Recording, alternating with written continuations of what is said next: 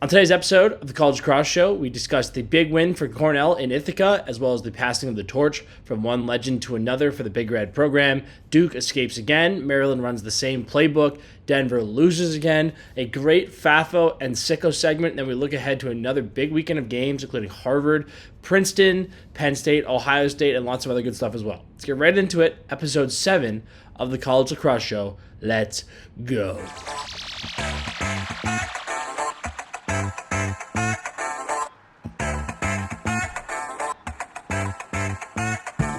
All right, hello, welcome back. Episode 7 of the College Lacrosse Show. I'm John Domble, your Dan Arestio. What's going on, man? How we doing? We're back. We got another week of lacrosse to talk about. We're into like conference play, basically in earnest now. So it's ramping up to where you can start reasonably talking RPI and resume and all that fun stuff that happens this time of year. So it's exciting. Well, reasonable people can start talking about RPI. We already started RPI talk last week. So, we are part of the Sicko committee, as we've discussed already. Any big thoughts, big takeaways from our 7th episode, so week 6 of the play?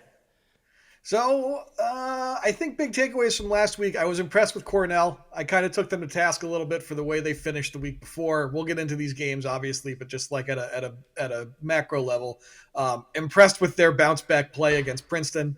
I was impressed with, well, not impressed, but I'm kind of just astonished at the way Duke refuses to lose these close games, and they keep just kind of battling out and pulling wins out. And then, a bunch of other games I thought during the week were telling. I thought Villanova had a good showing against Brown. I thought that game would be a lot tighter than it was, and Villanova showed pretty well there. And then shout to St. Joe's for being the kings of Philadelphia, having won against Drexel, against Penn, and against Villanova. So nobody else in Philly can say they're better than St. Joe's. Yeah, one of the things I think to watch this year, especially in just a kind of unusual year, as we've talked a lot about on the show, is it possible to have a 2-bid A10? Because Richmond has a chance to get to the end of the year with losses just to Duke, Cornell, and Maryland, who could, as of now, is 3 of the top 6, I believe, or 7. And are probably all 3 likely to stay there. St. Joe's is beating up on teams, so could there be a scenario where Richmond gets all the way to the finals, loses to St. Joe's, and still makes it? Well, maybe. Yeah, I think we'll kind of get into that, in the course of the show today. But Richmond, because their non-con schedule is so good, and it's not over yet. They have Georgetown this week, so they can still notch this big non-con win. They have the win over UVA. Who knows what that's going to end up being worth? But they're right there with some of these, like you said, the top 10 in the country. I was thinking the same thing. You look at the top of the A10 right now at UMass, at Richmond, at St. Joe's, and it feels like, it almost feels like it might be a shame if only one of those goes, because they're all playing, well enough. I think St. Joe's and Richmond a step above, and UMass kind of like a 1A to their 1, but all 3 of them are playing really well right now. And then, in the same case of like a conference that maybe is going in a way that we didn't expect, the Ivy and Dartmouth is, I know they kind of did this last year where Dartmouth started out the year great and ran through a non-con and then got to Ivy play and struggled. I don't know if that's going to happen again. I really like the look of this Dartmouth team. I think we all kind of, they might be playing the role that we thought Yale might play, of like, they can really score and they might be able to surprise some people. And I think Coach Kerr, when we talked about them before the season started, but him and the staff he put together there, it's like, it's not going to be surprising when Dartmouth kind of arrives ahead of schedule. Yeah, totally agree. And in past years, they've kind of air quotes run through non-con, not quite like this. Like they're really rolling through it, picking up a lot of wins against some solid programs. Coach Curran did a nice job there. I'm going to give the listeners a skill testing question. What is the most efficient offense in the country as of today? I don't think you'll be able to guess it. I'll let you know in about a half hour, but give it some thought. Let's start in Ithaca. An outstanding day for Cornell. Best game of the season for the Big Red. If you are a Cornell fan, which I obviously am, and an alumni, this is how you want to see Cornell play. They dominated the ground ball game and the difficult ground ball game all day long. I do have the numbers in front of me on ground balls, bad math, +5 advantage for Cornell, but it felt more significant than that. A lot of dive outs, a lot of tough ones for Cornell, and a great day. I also want to talk about CJ passing Mike French. Just two legends of the sport at this point. I think CJ will be a legend when it's all said and done, and Mike French certainly a legend as well. So a pretty cool day in Ithaca. Yeah, as you mentioned, CJ now the all-time goal scoring leader at Cornell. The broadcast did give it the insane qualifier that Mike French set the record in 3 years, because when he played, freshmen weren't eligible. And that's insane that he scored 191 goals in 3 seasons. But, CJ takes the crown during that game. I think the gap between CJ as Tewaaraton favorite and the rest of the crew that's behind him is widening, and widened a good margin during this game. I'll say, as I watched this, it felt to me, and kind of looking at numbers a little bit afterwards, I think it kind of bears it out. But I think what sticks out is Princeton kind of did what they do anyway. Like they didn't necessarily play all that bad. Like they're at their best when their offense is really efficient shooting the ball, when they shoot well, when they get good looks at net, and they got plenty of that. Like they didn't shoot that badly. I think they shot for a decent percentage. But to your point about like ground ball plays and then like things like runouts, like Cornell just outplayed them. They just outplayed them in every other phase of the game. So even if, Princeton, I would bet Coach Madelon would say it wasn't our best game, but it wasn't their worst game either. Like they played fine. And that effort's going to beat a lot of teams. And that's why I think it makes Cornell's win there, a little bit more impressive.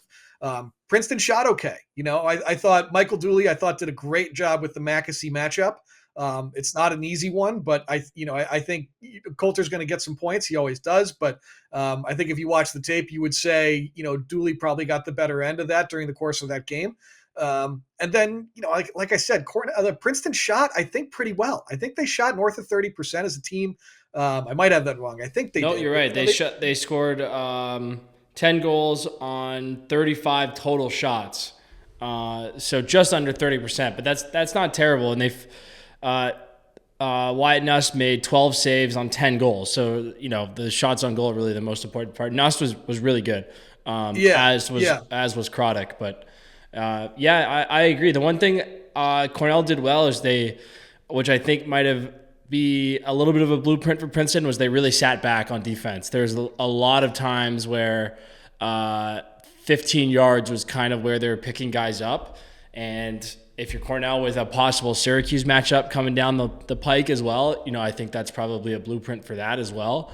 But I thought that was well done by the Cornell defense, because Princeton is so slick. When you get really exposed against them, you just open up all these skip lanes, and all their guys can really feed it. We'll see if they have the stretch shooting for guys sitting back. Even on the power play, Kabiria was getting picked up at like 13 yards. I think if he watches the film, he'll have to decide whether he's comfortable taking that or they'll have to keep working on it. But they were sitting back on him for sure, I think. Yeah, I think like you said, that's an interesting point. And I think, with like Kabiri in particular, I think you saw some of this. If you watch back the Maryland game for Princeton, there is some shot selection for them where I think Maryland at times was like, not necessarily stretching super far out.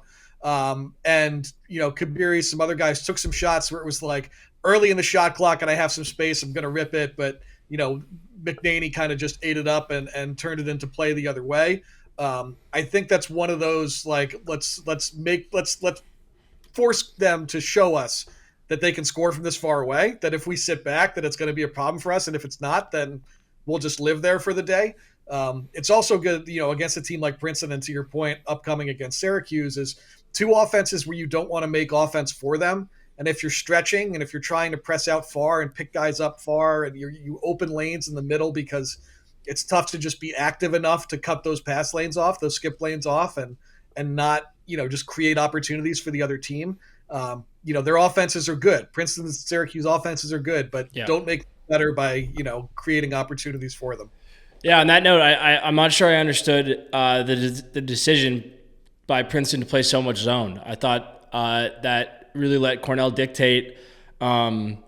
CJ and Willem Firth are so good against the zone. Like the one I think that broke the record, it's just too easy of a rotation. And if you let CJ get his hands free, boy, he's got a pretty stroke. And coming from a Cornell fan, but I'm not sure I understood that. Another thing I wanted to shout out was Goldstein.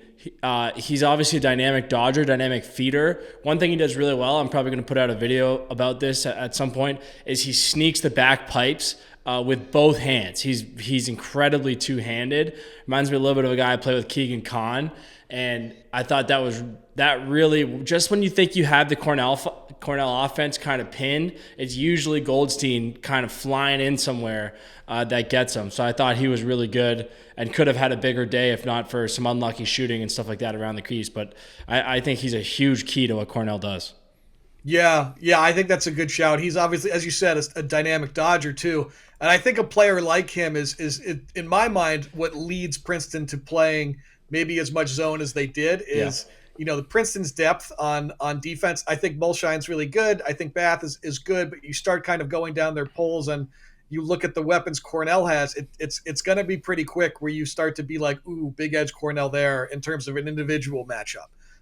And one of the ways you can maybe try and level the field a little bit if you feel like, man, one-on-one, I don't know if we're going to have it against this Cornell offense is we'll play some zone. We'll try and see if some of these guys want to try and play us 1-on-6, 2-on-6 and see if we can, limit them that way. So, I mean, if I was the DC and man, we all know that I am not, that's the way I would think about it is like, I don't know if we have the horses to cover all these guys 6-on-6 and maintain, matchups and feel good about it. So we should mix in some zone. They mixed in a lot, but I think that would be my thinking on it. Yeah, I understand that completely. It's a rock and hard place. These are two of the best offenses in the country, and really the Ivy League has become the land of the dominant offenses this season. A lot of good OCs, a lot of good players, a lot of veteran players. So good to see that there. Also, wanted to I know you do the All-American list. You kind of dig into this more, but Kelleher and Firth and Palumbo are some of the most productive middies we're seeing out there. And I got to think in a year maybe without a ton of super dominant midfielders, like Hugh Kelleher's up there for me. He's making some really big plays in these games, and it's good to see. Yeah, I think, Hugh's a guy I've loved since the year that Cornell was in the title game, really, I think, against your Terps and everything. But Kelleher coming downhill out of the box, if he's your third midfielder on and just getting to run at somebody, it's a freight train. He's so good in those spots. You have a defender standing there, and it's like they're trying to catch a refrigerator on a skateboard. Like it's not going to go well. Yeah. So I love him in those situations. I think that's when he's at his best with some space to like really run at somebody.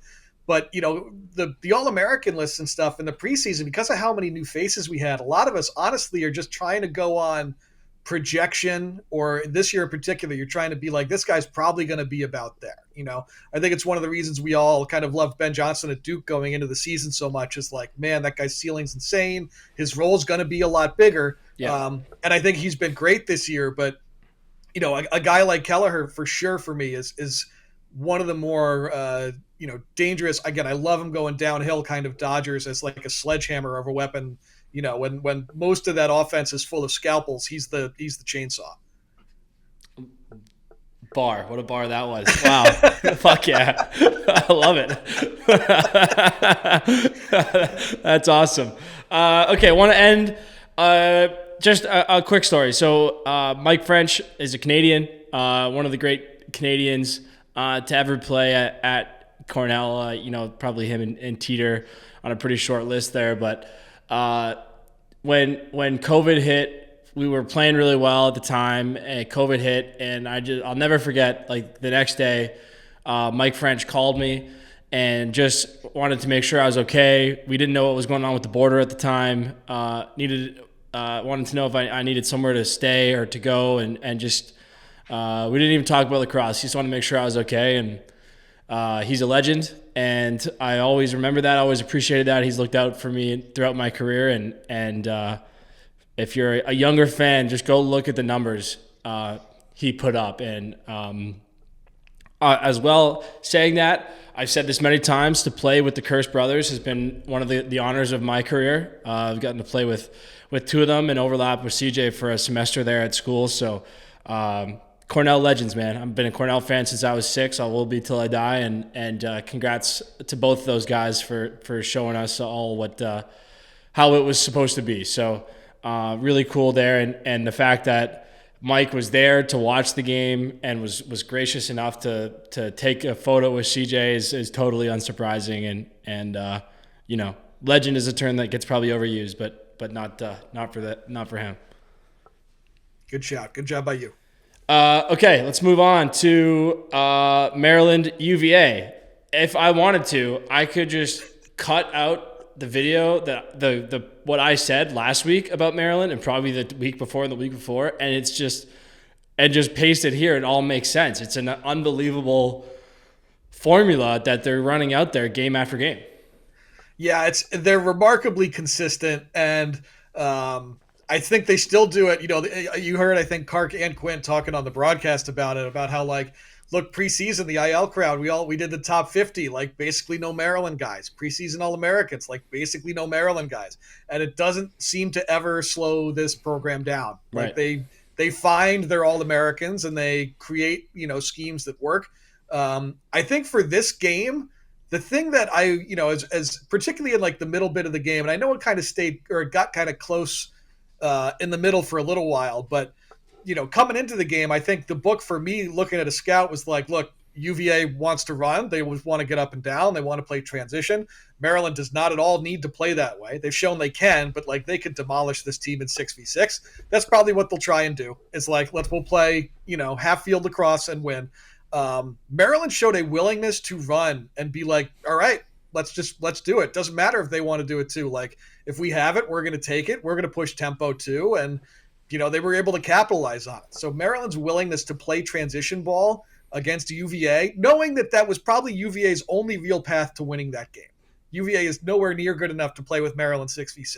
So them doing it anyway, I thought was not surprising, but I was like, kind of brave, kind of like, I like it. I like that you're, sticking to this part of your game plan that's worked for you to this point this year.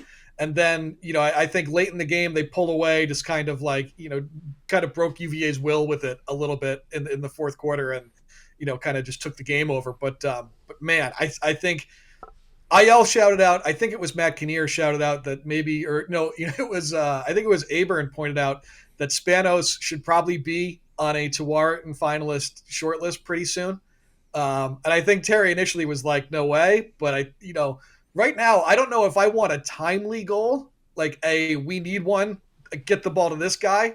I don't know if there's a better choice in America than Spanos right now. I think we had said it early after their early games, but every big goal they need, when they desperately need one, he gets it. It's been uncanny. So that was my kind of takeaways from that game for sure. Yeah, I think also Ford and Keegan are really starting to separate themselves. It's kind of been this anonymous midfield. They've really shuffled around a lot of bodies. Those guys are really good, and they're starting to really show that they're very good.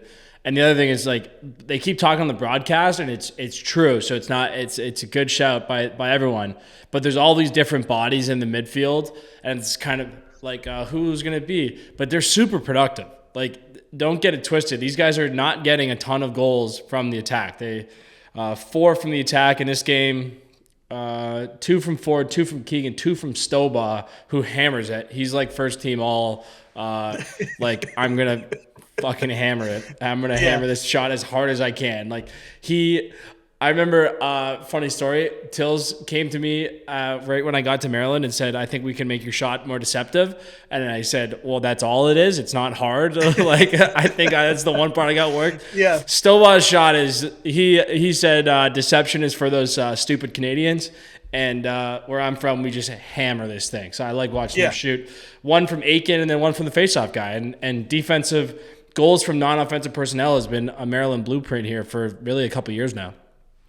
Yeah, they always seem to get those. I always the guy I think most recently is Roman is Pugliese running up the field and like running breaks and everything and Yeah. just like hammering a shot on the run. It felt like he was doing that once a game.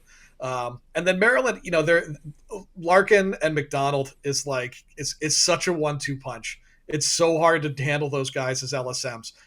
They're both comfortable everywhere on the field. They're both monsters on wings. Like I Maryland's again seems to have there's certain positions where if you're a championship team, you need to make sure you have a ton of depth. One of them is pole, like defensive midfield. Like it's not a glamorous thing, but it's no coincidence that the teams that are always there Memorial Day weekend are deep in defensive midfielders and deep in sort of maybe almost two midfield lines of offensive weapons deep. And just once again, that's Maryland. Like they just have all these guys where maybe not a ton of superstars or guys we would have thought would be superstars or even would still consider them that way, but all guys who can hurt you, all guys who can play, all guys who play smart. So Maryland got outshot by 6. They had 20 turnovers compared to just 9 for Virginia. Maryland failed 5 clears. Virginia officially didn't clear a single one. Virginia picked up 10 more loose balls than Maryland, and Maryland won by 6. It's like unbelievable. Like math, lacrosse game of math, it's unbelievable. And what's the difference? Well, they're +4 in the face-offs, which they've been on the plus side of that pretty much all year, and then +6 in the cage. And Logan was like unbelievably good in the early part of the game. He was just as good as I've maybe ever seen him right now. He is so locked in. And, I think Quint always does a pretty good job with the goalies on the broadcast, but he is very patient and very quiet. Reminds me a lot of Kyle Bernlohr, speaking of legends who just hung it up. And he's just slanting the math right now for Maryland. He made that steal low on one where I think it was I can't remember who the player was. It was right on the doorstep. I think it was Sunderland. Yeah. Right on the doorstep, and he threw a fake and like got Logan to move, and he still got the stick low to rob the shot. I think when I see the way he's played this year, this is another instance where coming into the year it was like Emmett Carroll's like going to be like the first team All-American goalie. I don't even know if he was unanimous in the preseason, but like was probably close. I think Logan McNaney's absolutely pushing for that spot this year. I think the debate about who the best goalie in the country right now is maybe still more of a conversation than we thought it would be. Carroll is still excellent. Don't get me wrong. I'm not saying like he's not playing up to expectation. Sure. It's more of a, man, there are a lot of goalies who are killing it this year. And Logan McNaney is very much like climbing that ladder of, is he going to get drafted now? Like, pro teams are going to be interested in Logan. So I think his performance this year has certainly been extraordinary. Yeah, I've said this a number of times now on the show, so I worried about repeating myself, but especially defensive awards, there's so much more that goes into them than just who's the best player because you don't have stats to separate guys. So it's about stats. Certainly for goalies, stats help. It's about playing well on national TV games. It's about having this kind of legend to grow around you. That's how. That's not how, but Entenmann had all that. And, he was clearly the best guy in those 2 years, but also he played awesome on TV. When he was on the broadcast, they were all over it. Everyone was aware, and McNaney's got a lot of the same stuff going on. And unfortunately for a guy like Carroll, he's not going to get enough national TV games. And also Penn has taken it on the chin now a couple times. So it's tough.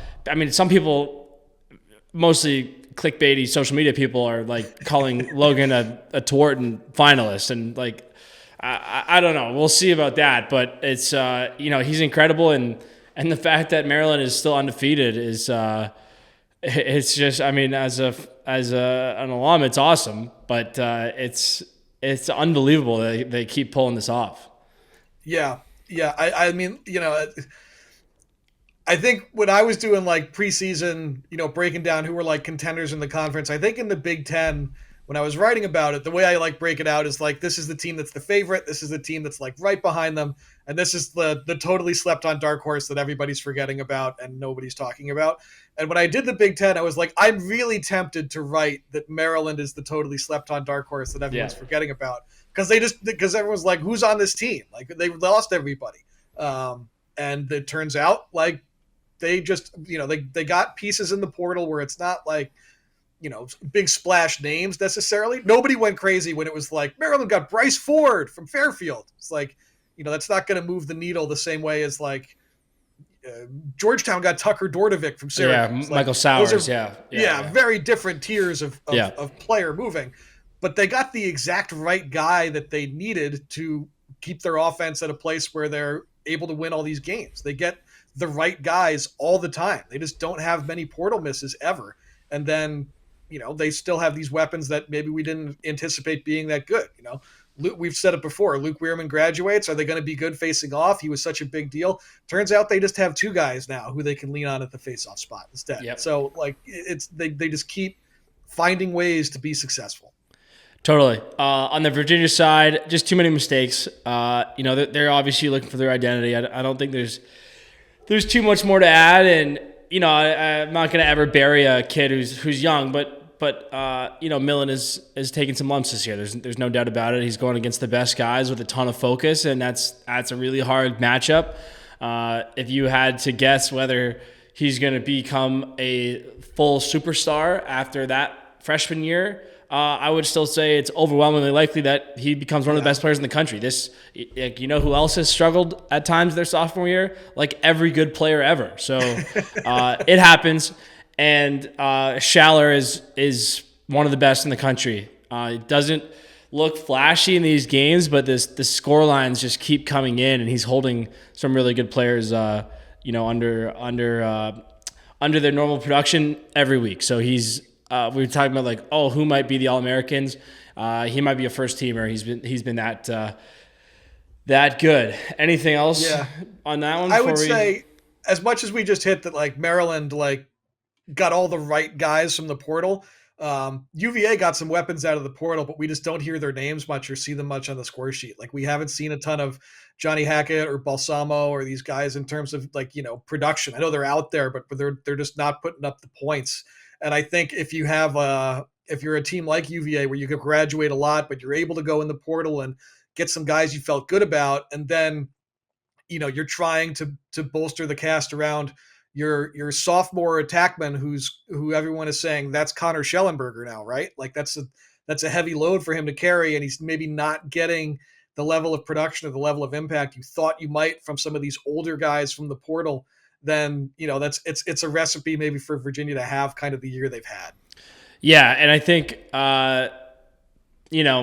a little bit their failure their failure in the portal a little bit the last 2 years has hurt them. Like I thought last year when they kind of ran out of bodies at the end of the year for a school with obvious title hopes like that, I thought that was a bit of a kind of a misstep for them, that they couldn't find one or two more bodies to fill in, especially a place easy to recruit to, a great business school there. The conditions are right that they should be able to do a little bit better. But they also got Thomas McConvey as a grad transfer 2 years ago. He's the best midfielder in America. So, sometimes it's just random. I don't want to always, paint a big narrative over things that it doesn't always fit. Let's stay down in the state of Virginia. Richmond continues to be an incredibly tough out. They took Duke to double overtime. I think a lot of fans probably haven't watched a ton of Duke yet this year. A slightly easier non-con than they're probably used to, but it's pretty hard and heavy for the rest of the way for the Blue Devils. Into the ACC play now, they won't see an easy game for the rest of the year, and they keep passing these tests. They keep managing to do it, and with Richmond, I picked Richmond to win this game. Like in my making picks, like straight up, I took Richmond. I thought that they would do it. I was like, Duke has this way of just playing with fire. It would have been very easy for them to lose in that Michigan game. Andrew McAdory scores 3 straight on basically Michigan's defensive errors, making the same error 3 times in a row. Yeah. That just doesn't happen a lot against top level teams. Duke, St. Joe's was leading that game in the fourth quarter. Like St. Joe's was right there to beat Duke. and Duke keeps. It's like you can't knock them for it because it's a credit to them. They're finding ways to win, but Richmond scored I think 6 fourth quarter goals in this game to come back from four down, and they were up with like 2+ minutes to go. Richmond had the lead, and then they just couldn't hold on to it. They had chances to win it in overtime, couldn't finish, but. I give Richmond a ton of credit. I don't think there's anybody who's necessarily like as battle tested as Richmond is right now. You've got a game against Cornell where you end up losing, even though they had an early 5-goal lead, like they were up 5-0, 6-1. That's a tough pill to swallow for a loss because you couldn't win faceoffs. You have a lead late against Duke. You make this incredible comeback. You just can't quite hold on to it. The Maryland game is like a loss to Maryland is something plenty of other teams have experienced now, but like they played that game tough. I think Richmond's defense and goaltending is going to keep them in every game that they play. I think their offense gets better every week. They got some young guys. Both the O'Neills are awesome. Yeah. I think, Little John's been great. Yep. Little John has been filling it up. He's a great scorer. So I would not have been surprised to see them beat Duke. And I will not be surprised if they beat Georgetown this week. Like, they keep playing these outstanding opponents. They're going to be ready for everybody. It's a credit to Chamati and everything, and it's the kind of thing that pays dividends come conference tournament time because you're ready for the biggest game. You've already played a ton of these big games, but part of me is like, man, Richmond is like right there. You just kind of want to see them break through and get one of these wins. It's almost like watching Ohio State a year ago where it was like 1-goal loss to, conference opponent, 3 1-goal losses in a row in Big Ten play. Like, they're good enough. They're right there. They just there's just little margin of error things that they can't quite get over the hump with. Yeah, a backbreaking goal at the end too. It was a face-off, and then Cole Krause, 66 for Duke. He's there in the box score. He made a terrific play. He scooped it, kind of brought it over and made a little flip pass, a 2 or 3 foot pass. A good example, by the way, of how it's hard to explain to people that like this, how fast the skill level in this sport is rising. Like, for an LSM to pick it up, basically make a face dodge and then make a 2-foot flip pass right on the money to a D midi who's the best athlete on the field who goes down and scores. Like, you just don't see that. You just didn't see that a lot long ago. And if you did, his name was probably Joel White or CJ Costabile or Scott Ratliff. Like, those guys were unicorns. Yeah. And now it feels like a lot of guys can make those plays. Those guys are still unicorns. They're still historically great players. But you get what I'm saying. That now these guys make these plays. So Krause, a great play there. McGuire is, he's a tank, man. He is a tank.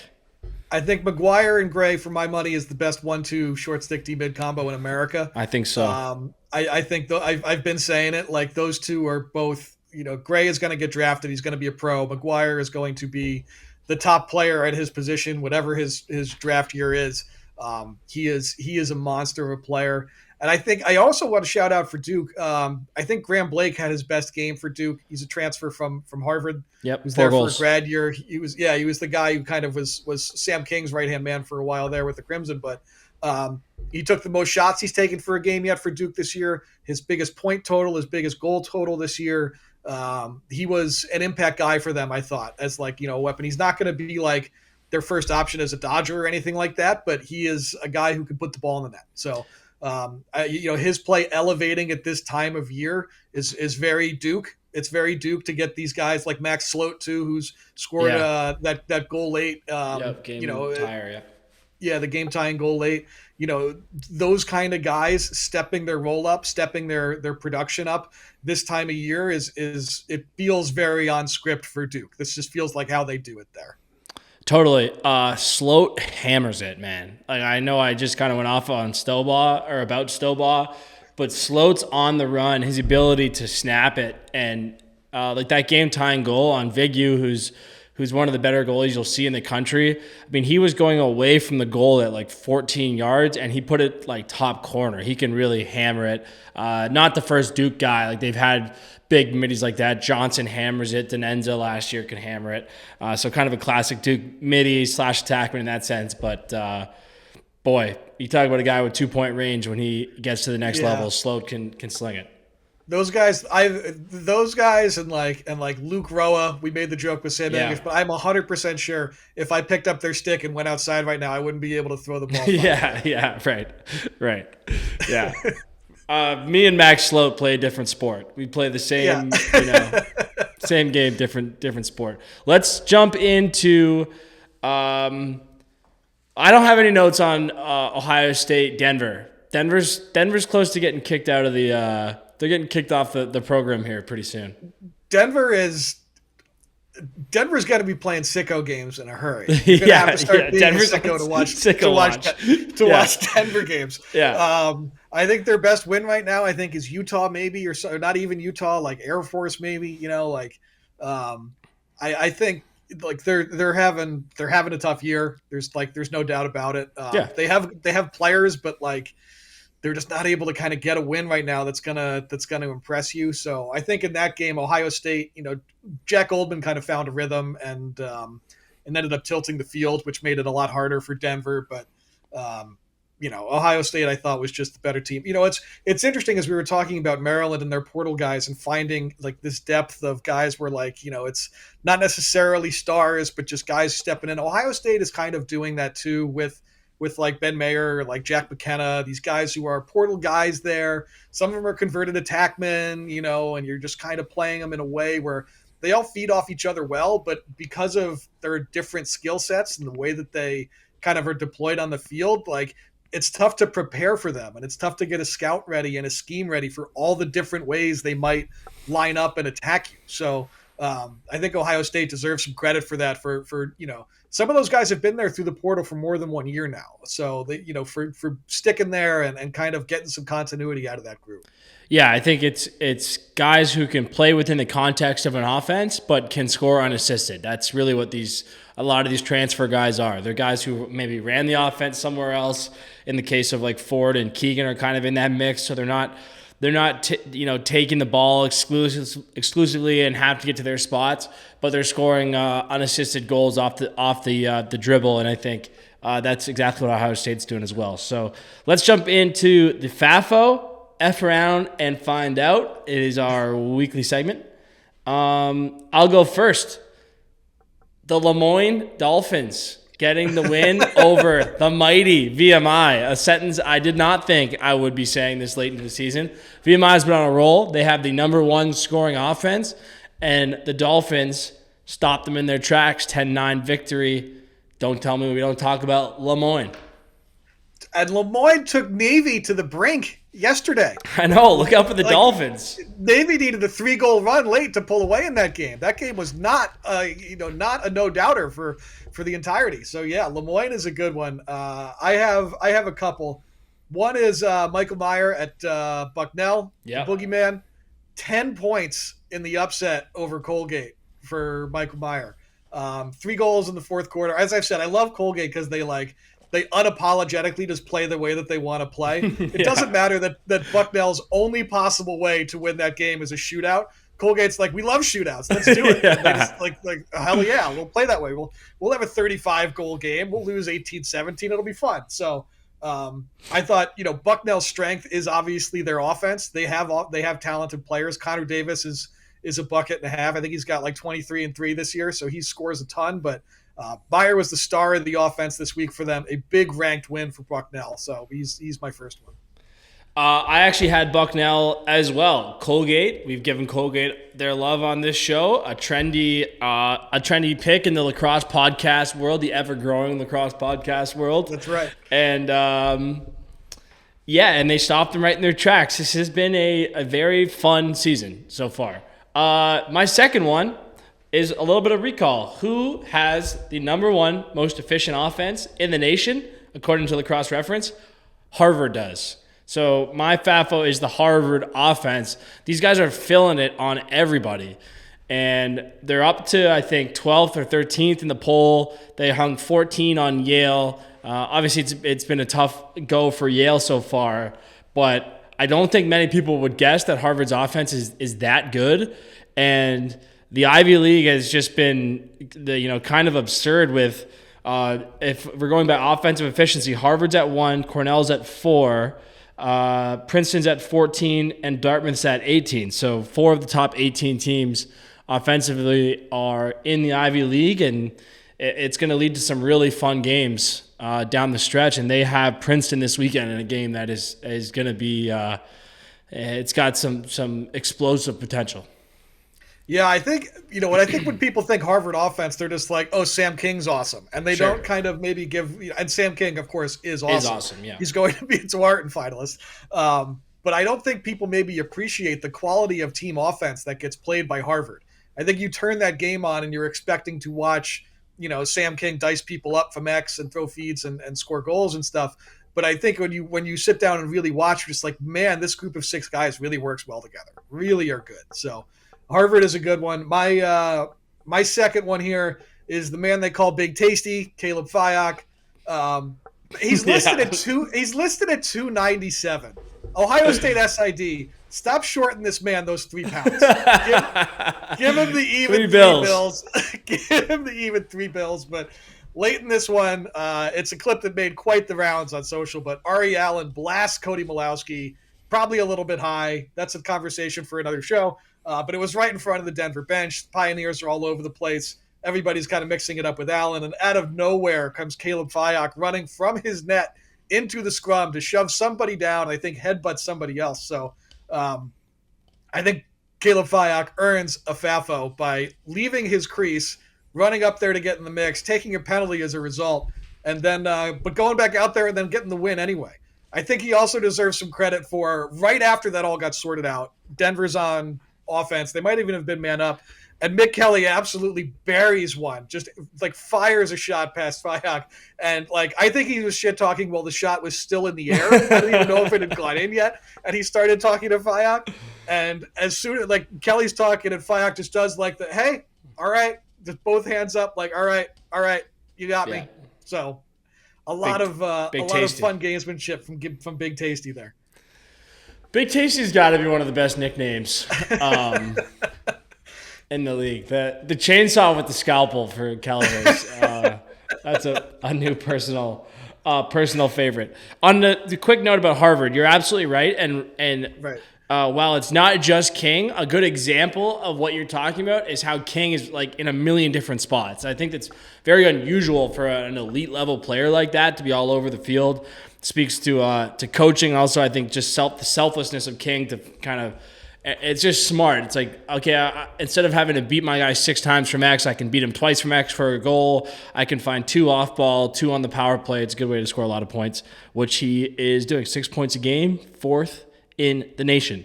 Sicko game of the week. I'm pretty much cheating at this point because these are good teams. But it's UMass versus Brown. Listeners, how many losses do you think UMass has? I'll tell you. They only have 1 to Army, who is 3rd ranked in the country right now. And for Richmond and St. Joe's to have any chance of a 2-bid A10, UMass has to keep beating everybody else besides those 2 teams. So and a tough year for Brown.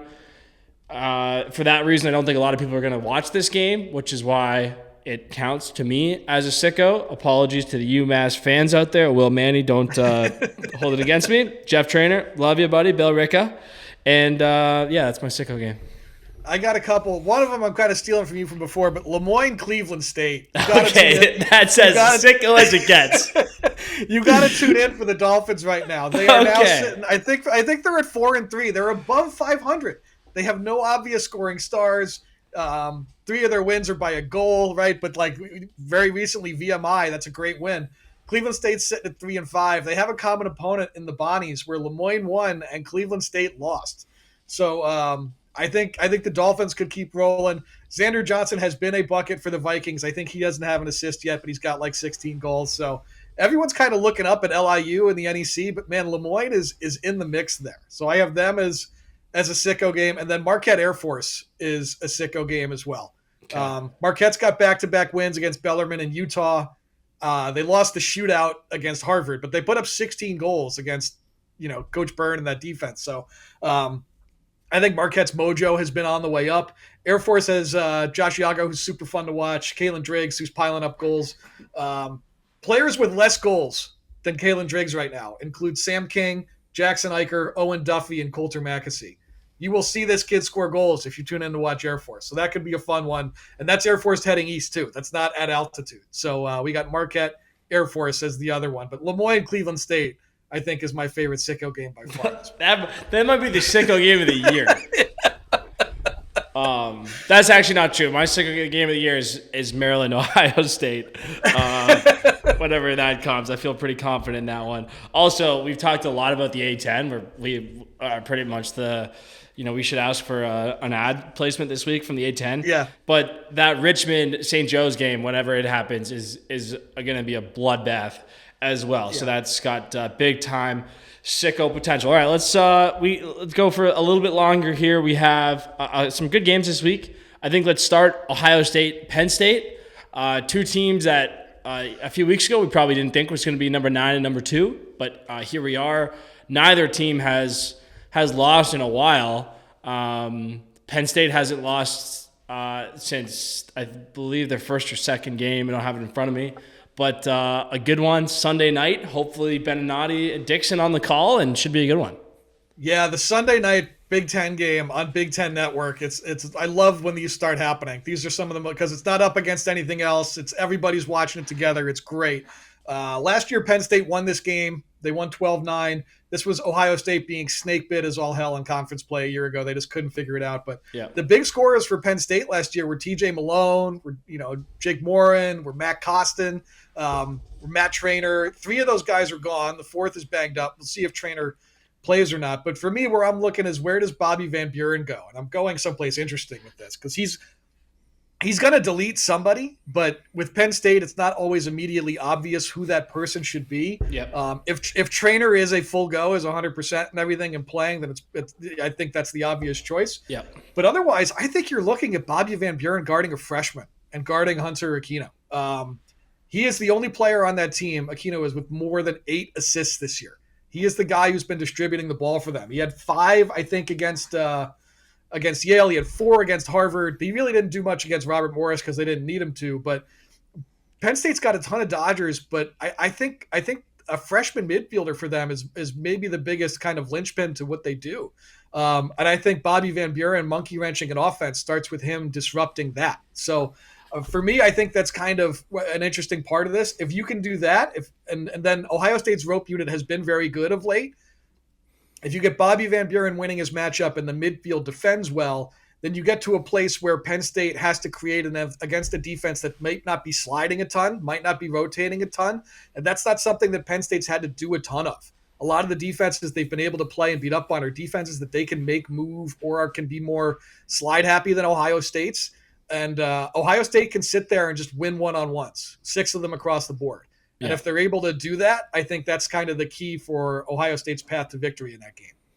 Yeah, totally. I think the Ohio State rope versus the Penn State. Penn State's got to win some matchups there, or it's going to be tough. And then we've talked, I think, enough about the Ohio State offense, but it's a tricky one to prepare for. And also, a very good Penn State defense, and Frassion probably still sitting on a couple huge games there as well. So an interesting battle between the Pipes, Frassion, and Fyock, 2 of the best in the Big Ten, although this year certainly the kid in Maryland has separated himself to another class. I think we all know who the first team All Big Ten goaltender is going to be. Georgetown, Richmond.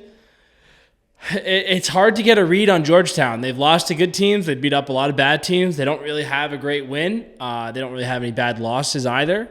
And, it feels like we haven't really talked a lot about Georgetown here in a couple of weeks. Yeah, we covered Richmond. I think, for me, I look at Georgetown in this game, and I think, I look at kind of some of their games this year. They've struggled shooting mightily. They did early against Hopkins. We kind of covered that when it happened. But, when they played Brown, Connor Foley was over 50%. When they played Penn, Carroll went over 60%. Like, a really good goalie can keep Georgetown's goal total low, and they're going to see a really good goalie in Big U. So I think quality of shooting and an efficient offense is kind of a key here. I don't think they shot well against Richard Ellie from Notre Dame either. I can't remember what the numbers were, but they didn't shoot that well in that game. Richmond's close defense is going to be able to win matchups, and Big U is going to make saves And I think if Georgetown has one of these games where, we see a really good goalie and we see a really good close defense, and as a result, our shooting just starts to suffer. We don't get very efficient on extra man, or we just take bad shots that turn into transition. Then that's a way for Richmond to kind of control the tempo and control the game. Yeah, all this A10 stuff we're talking about, Richmond has to win this game. If they lose, the path, the path already likely goes through. We're talking about a really specific scenario where there'd be a chance of a 2-bid A10. The path is going to probably go through the conference tournament, but this is a massive one. And even just, I think everyone respects how hard Richmond's played and how well they played these big teams. But at some point, if you want to be in that category, you got to beat one of them. Georgetown, I think, certainly in a lower class than some of the other teams that Richmond, the other three that they've lost to. Okay, last one. Best game of the weekend, in my opinion, because I think that Ohio State-Penn State game has the potential to be pretty slugfesty. But Princeton-Harvard, probably not what Harvard was hoping to see, with Princeton taking one on the chin and now getting the Hungry Dogs run faster treatment against Princeton. This game will be back in New Jersey at Princeton. A tough place to win, but I'm looking forward to seeing this Harvard offense go toe-to-toe and expect fireworks. Yeah, I think the Mulshine and King matchup will be obviously like kind of the key to how this game goes. But to your point earlier, and this is kind of like what I was thinking about looking at this game, was they put King everywhere. Like they'll put him up way above the goal from high wings. They can put him anywhere, and they can try and take Mulshine or whoever guards him and just put him in a place where he's not comfortable or not, as natural defending from there. I think, we've kind of talked too about Princeton. Maybe, they showed some zone against Cornell. Maybe could it be because they didn't love their ability one-on-one with some of those matchups? I don't know. Harvard's offense is not as deep as Cornell's in terms of individual talents, but it's still really good. Like, Miles Bacchus, sure. Logan Epp, these guys aren't slouches. Teddy Malone can score. Do you maybe show a little more zone to try and, make Harvard beat you from range? Because I don't think they've maybe showed that they can do that a ton. And then I think, usually with a young goalie, and Harvard has a young goalie in Stevens, you want to try and like blitz him early and see if you can rattle him early. But we've seen teams try and do that. It didn't work out. Like Syracuse blitzed him early, and he ended up just settling in nicely and playing quarters 2, 3, and 4 like he was at the national championship and saving everything in sight. So I think you want to try and make sure that your shots are, if you're Princeton, your shots are the good shot and not the first shot. I know that's the old cliche, but take the shots that I think are going to be of better quality for you. You want to make sure you get Mackesy and Kabiri plenty of looks at goal, but it's not just like a launching pad, just let it rip and try and win by, taking 60, 70 shots in the game or something like that. Yeah, for Princeton, pick play is going to be big. Harvard sets a ton of picks. I don't think they were very good against Cornell. They kept trying to do the kind of step out and whack the Dodger. I never think that makes sense. As a guy who pretty much exclusively sets picks in the field game, I love when guys do that. I think you're just giving up a ton of leverage in those scenarios. So Princeton's going to have to be better because Harvard sets picks everywhere. If you go watch a few weeks ago, Harvard, Michigan, both those teams do like everything out of the two-man game from all over. So big, little wings, everything. King does a lot of work in the two-man game. And then for Princeton, I think you got to get Kabiri going early. He wasn't really a big part of the Cornell game.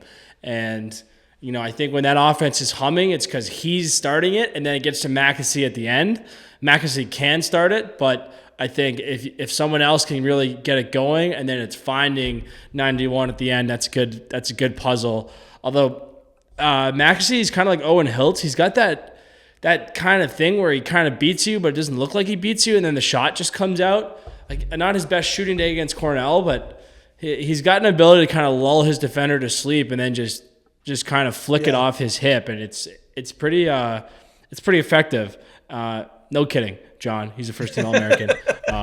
Probably top 5. It's 10. Working for him. Yeah, it's working for him. Yeah. Wow. This is why you tune in to know that Coulter Mackesy is a good shooter. You're not getting this anywhere else, folks. You're welcome. Yeah, I got a master's degree too. Anyways, I think those are the big ones for the weekend. Are you heading out to watch any lacrosse?